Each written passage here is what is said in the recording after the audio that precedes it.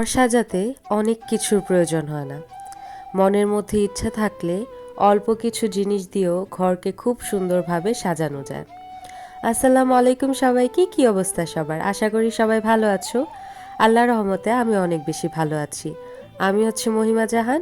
আমি আজকে তোমাদের সাথে কথা বলছি বাংলাদেশি ব্লগার মহিমা ইউটিউব চ্যানেল থেকে। আশা করি তোমাদের কাছে এই ভিডিওটা ভালো লাগবে।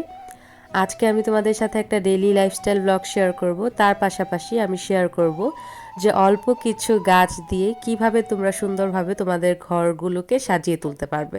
রোদ আলো বাতাস ছাড়াই ঘরের মধ্যে যেসব গাছ হয় সেগুলোকে আমরা মেইনলি বলে থাকি ইনডোর প্ল্যান্ট। তা আজকে হচ্ছে আমি ইনডোর প্ল্যান্ট সম্পর্কেই তোমাদেরকে বলবো যে কিভাবে অল্প কিছু গাছ দিয়ে তোমরা খুব সুন্দরভাবে তোমাদের ঘর বা বাসাকে সাজিয়ে তুলতে পারো। সকাল থেকে দিনটা তোমাদের সাথে শুরু করি। সকালবেলা উঠে আমি আমার নাস্তাটা করে নিয়েছিলাম। যেহেতু সকালে উঠেই আমি প্রথমে আমার ব্রেকফাস্টটা সেরে নিই, তারপরে বাকি সব কাজ আমি করে নিই। তো ব্রেকফাস্ট করা শেষ হওয়ার পরে আমি হচ্ছে পানি গরম করে নিয়েছিলাম ইলেকট্রিক ক্যাটেলে। এখন হচ্ছে ওইটা আমি ফ্লাক্সে ভরে রাখবো। সকালের সব কাজের মাঝে একটা সবচেয়ে ইম্পর্টেন্ট কাজ হচ্ছে আমার যে গরম পানি ফ্লাক্সে ভরে রাখা। যেহেতু আমার অনেক বেশি ঠান্ডা, তাই আমি সারা বছরই বলতে গেলে এখন গরম পানিই খাচ্ছি। অনেক দিন হলো গরম পানি খাচ্ছি যাতে আমার ঠান্ডাটা ভালো হয়ে যায়। তো সকালবেলা উঠে আমি প্রথমে ইলেকট্রিক ক্যাটলিতে কিছু পানি গরম করে সেটা ফ্লাক্সে ভরে রেখে দিই, যাতে সারা দিন আমি হচ্ছে গরম পানিটা খেতে পারি। অনেক সময় দেখা যায় যে আমি রাতের দিকেও এই কাজটা করি। অনেক সময় রাতের দিকে হচ্ছে পানি শেষ হয়ে যায়, তো তখন হচ্ছে আমি আবার পানি গরম করে ফ্লাক্সে ভরে রেখে দিই, যাতে পানি খাওয়ার সময় আমার গরম পানিটা সবসময় অ্যাভেলেবেল থাকে, আমার যাতে ঠান্ডা পানিটা খেতে না হয়। তো আমি হচ্ছে পানি ভরে তারপরে এই ছোট্ট ডাইনিং টেবিলটা একটু মুছে ক্লিন করে নিচ্ছিলাম। তো তোমরা যারা আমার ব্লগ দেখো তারা জানো যে আমি হচ্ছে মেনলি 2 তলায় থাকি। নিচ তলায় আমাদের খাবার দাবারের সকল কিছু ব্যবস্থা করা হয়, নিচ তলায় আমাদের রান্নাঘর, নিচ তলায় ডাইনিং টেবিল সব কিছু। কিন্তু উপরের তলায় হচ্ছে ছোট্ট একটা ডাইনিং টেবিল আছে। তো এই ডাইনিং টেবিলটা হচ্ছে প্রথমের দিকে আমরা ইউজ করতাম যখন হচ্ছে আমরা 4 জনই ছিলাম, আমার শ্বশুর শাশুড়ি, আমি, আমার হাজব্যান্ড। কিন্তু এখন যেহেতু দাদা শ্বশুর দাদি শাশুড়ি তারাও আমাদের সাথে থাকে, তো সেই ক্ষেত্রে হচ্ছে এই ডাইনিং টেবিলটা আর কাজে লাগে না। তো এই ডাইনিং টেবিলটা হচ্ছে উপরের তলায় রাখা, মানে সেকেন্ড ফ্লোরে, আমার ফ্লোরে রাখা। তো এটার মধ্যে মেনলি আমি হচ্ছে কিছু ডেকোরেটিভ আইটেম আর ফ্লাক্স ক্যাটলি এগুলোই রেখে দেই, কারণ যেহেতু এটার মধ্যে খাওয়া দাওয়া করা হয় না, তাই মেইনলি এতদিন আমি এগুলো কিছুই করিনি। কিন্তু এখন আস্তে আস্তে আমার ঘর সাজানোর ইচ্ছা জাগছে, কেন জানি ভালো লাগে। কেউ ঘর সাজালে ওগুলো দেখতেও খুব ভালো লাগে, নিজেরও ঘর সাজাতে অনেক বেশি ভালো লাগে।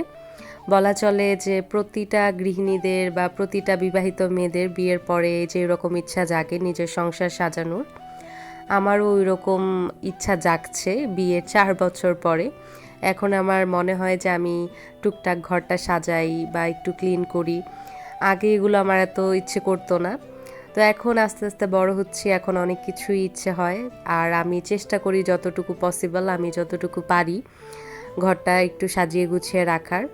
তো এগুলো করার পরে আমি হচ্ছে একটু রং চা খেয়ে নিচ্ছিলাম, কারণ ঠান্ডায় তো অবস্থা অনেক বেশি খারাপ, তাই আমি একটু রং চাই খেয়ে নিচ্ছিলাম।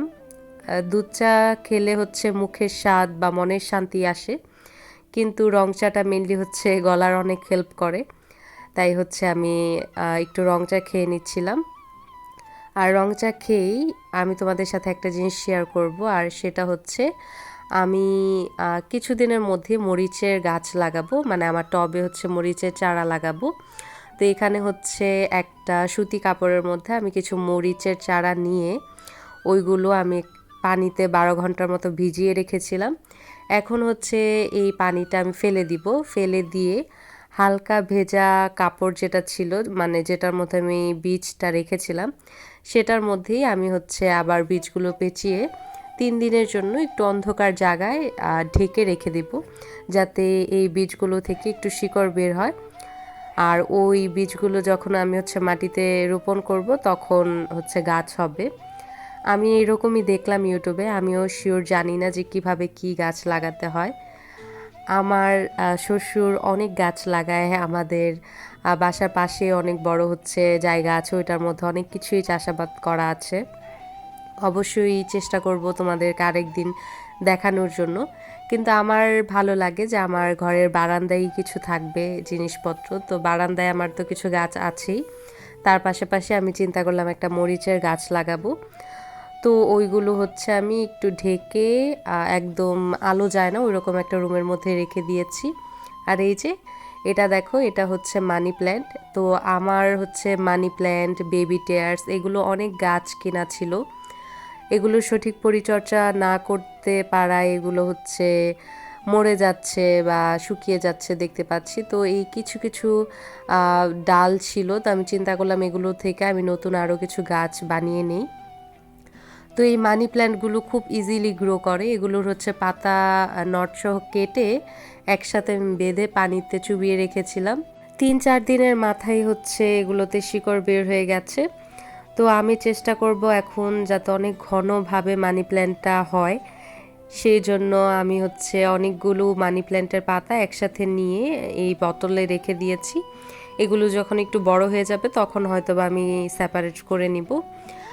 আর এগুলোর পাশাপাশি যেটা হচ্ছে মাদার প্ল্যান্ট আছে, মানে এটা তো হচ্ছে শুধুমাত্র ডাল কেটেছি, এটার বড় একটা গাছও আছে মানি প্ল্যান্টের। তো সেটার টবের মধ্যেও আমি কিছু মানি প্ল্যান্ট নতুন করে লাগিয়েছিলাম।